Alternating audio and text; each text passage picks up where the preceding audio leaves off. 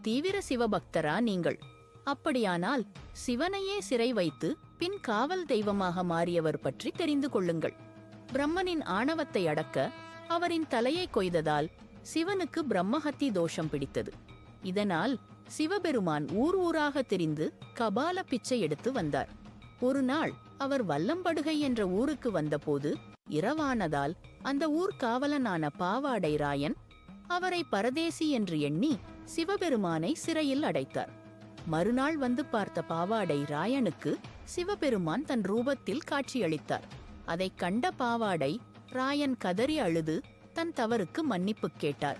சிவனையே சிறை வைத்ததை எண்ணி பாவாடை ராயன் வருந்தினார். மேலும் தான் செய்த பாவத்தை போக்க தங்களுடனே இருந்து பணிவிடை செய்ய அருள் புரிய வேண்டும் என்று வேண்டினார். அதனால் வல்லம்படுகையில் சிவபெருமான் பரதேசிய பராய் எழுந்தருளினார்.